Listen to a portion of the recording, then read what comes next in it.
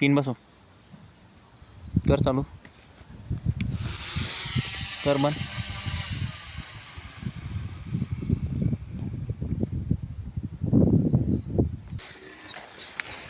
नमस्कार शेतकरी मित्रांनो. तर आज आपण पाहणार आहे तुरीची शेंडे खुडणी. तर तुरीची शेंडे खुडणी का महत्त्वाची आहे आणि त्यामध्ये शेंडे खुडणीमुळे आपल्या उत्पादनामध्ये किती प्रमाणामध्ये फरक पडू शकतो, तर त्याबद्दल आज आपण माहिती पाहणार आहे. तर आपण हे तुरीमध्ये सोयाबीन हे आंतरपीक घेतलेलं आहे. अशा प्रकारे आता सोयाबीनचं पीक आलेलं आहे आणि तुरीची ही दुसरी शेंडे खुडणी सध्या चालू आहे सध्याच्या परिस्थितीला.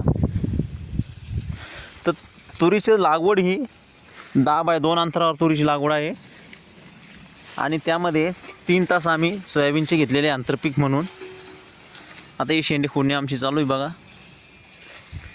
मशीनच्या साहाय्याने तुरीची शेंडे खुडणी चालू आहे.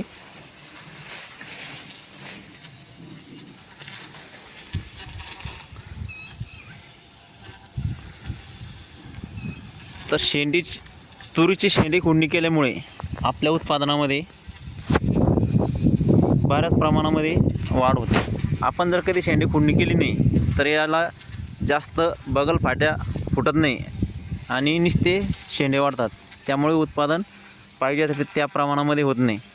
तर या प्रकारे शेंडे केल्यामुळे उत्पादन हे चांगल्या प्रकारे आपल्याला मिळू शकते.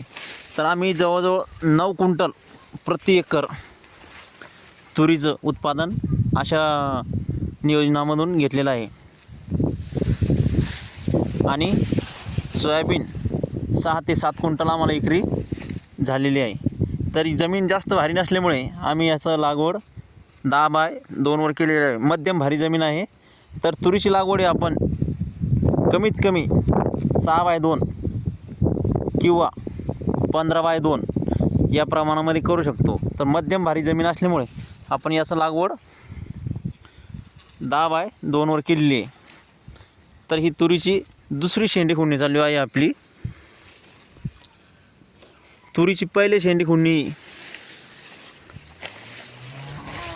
35 ते 40 दिवसामध्ये पहिली शेंडे खुडणी तुरीची झाली पाहिजे आणि दुसरी शेंडे खुडणी 60 ते 65 दिवसामध्ये दुसरी शेंडे खुडणी झाली पाहिजेत आणि तिसरी शेंडे खुडणी 85 ते 90 दिवसाच्या आसपास शेंडे खुडणी झाली पाहिजेत.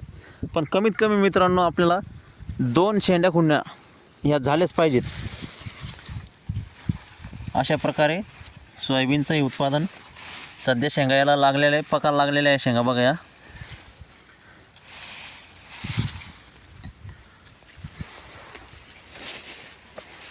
तर व्हिडिओ कसा वाटला मित्रांनो, लाईक व कमेंट करा. तुमच्या काही समस्या असेल किंवा काही मार्गदर्शनाची आवश्यकता असेल तर तुम्ही आम्हाला कमेंट करू शकता व व्हिडिओला लाईक करून चॅनलला सबस्क्राईब करा, जेणेकरून की आपल्याला रोज नवीन शेतीबद्दलचे जे व्हिडिओ आहे ते आपण टाकू. धन्यवाद मित्रांनो.